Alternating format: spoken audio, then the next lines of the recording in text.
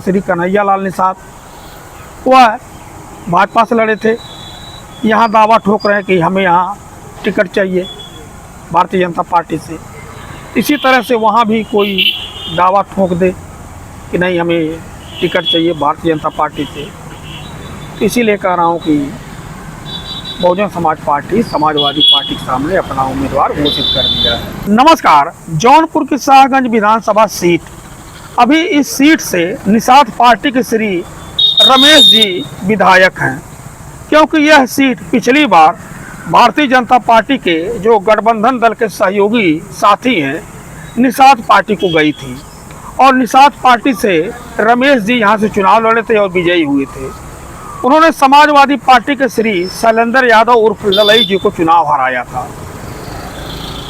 अब यहाँ से बहुजन समाज पार्टी ने अपना प्रत्याशी घोषित कर दिया है समाजवादी पार्टी के खिलाफ। ऐसा इसलिए कह रहा हूँ क्योंकि अभी भारतीय जनता पार्टी और उसके सहयोगी दलों से कौन यहाँ चुनाव लड़ेगा यह पूरी तरह से स्पष्ट नहीं है, क्योंकि निषाद पार्टी लड़ेगी, भारतीय जनता पार्टी लड़ेगी या सुहेल दो पार्टी लड़ेगी, यह तो चुनाव के वक्त तय होगा।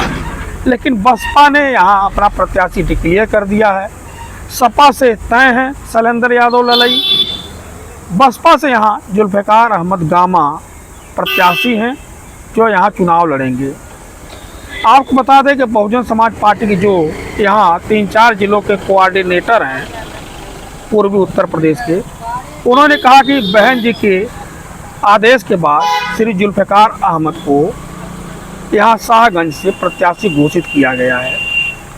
उचित समय मिले इसीलिए जो है उनको प्रत्याशी घोषित किया गया। अब वह तैयारी करें और यह सीट जो है बहुजन समाज पार्टी पहले जीत चुकी है, ऐसा उनका कहना है। शैलेंद्र यादव ललई 2022 में यह सीट मात्र कुछ वोटों से हारे थे, 500 या 700 वोटों के अंतर से चुनाव हारे थे। तो देखते हैं इस सीट पर क्या होता है।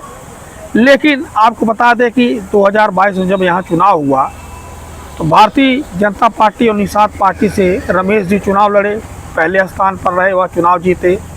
शैलेंद्र यादव उर्फ ललई यहाँ दूसरे नंबर पर रहे और बहुजन समाज पार्टी यहाँ तीसरे नंबर पर रही और ओवैसी साहब की पार्टी AIMIM भी यहाँ 8000 के आसपास मत प्राप्त करने में सफल रही।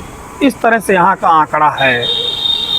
तो बहुजन समाज पार्टी यहाँ पहले ही अपना उम्मीदवार घोषित कर दिया है और समाजवादी पार्टी से तय ही है।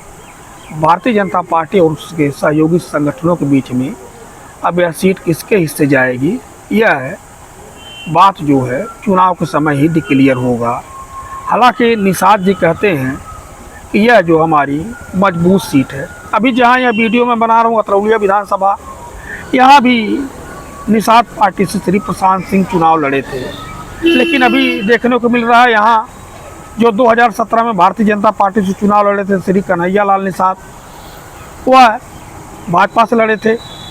यहाँ दावा ठोक रहे हैं कि हमें यहाँ टिकट चाहिए भारतीय जनता पार्टी से। इसी तरह से वहाँ भी कोई दावा ठोक दे कि नहीं हमें टिकट चाहिए भारतीय जनता पार्टी से। तो इसीलिए कह रहा हूँ कि बहुजन समाज पार्टी समाजवादी पार्टी के सामने अपना उम्मीदवार घोषित कर दिया है। धन्यवाद।